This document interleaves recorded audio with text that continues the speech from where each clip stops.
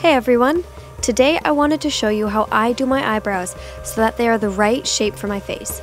Everyone has a different face shape, so eyebrows should not be cookie cutter. Faces are asymmetrical and unfortunately no one is an exception. So this particular method will help you find the right shape of brow for each side of your face, while still making them look similar. Remember, brows are not supposed to be twins, they're sisters. So perfection is not the end goal for this look. Let's get started. You will need a spoolie, a brow brush, a long, straight object, a brow pencil or shadow that is a few shades lighter than your hair color, a colored pencil, tweezers, and little scissors.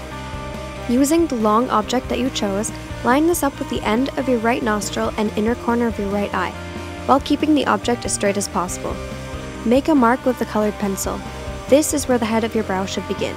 Then, keeping the long object on the end of your right nostril, angle it so that it lines up with the end of your right eye. This is where the tail of your brow should end. The last mark is a little trickier. Make sure you are looking straight ahead for this step because you need to line up the long object with the center of your iris, while keeping it on the outside of your right nostril. This is where the apex or arch of your eyebrow should be.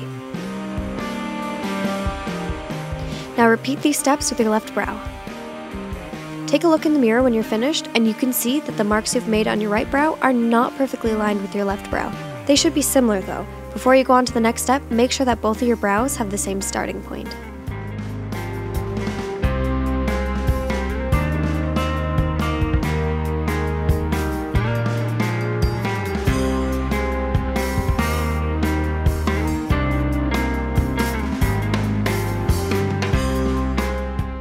Taking your preferred color and applicator, fill in your brows within the lines you just made.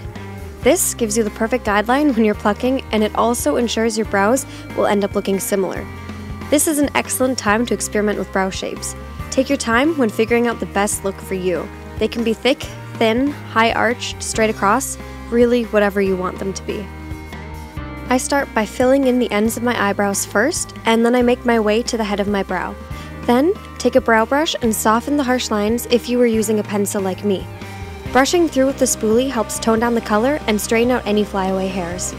One thing I forgot to do but is very important is to moisturize the skin you're about to pluck. This makes the process less painful. Plucking time. The least painful way to pluck is to pull with the natural direction of growth. Just like when you're sanding wood, you go with the grain. Does anyone else tear up during this process? Trimming time. Brush through your brows and assess where you need to trim them. Some people have longer brow hairs than others, so where you trim really depends on what look you are going for and how lengthy your hairs are. Here, I'm trimming the tail of my brow and the head of my brow to make my brows look straighter and more square. To properly trim, brush the hairs up and start slowly because you can always trim more away, but you can never get back what you've cut off. This part is optional, but I love cleaning up the edges and concealing any redness that occurred while plucking. This creates a really defined and sharp brow.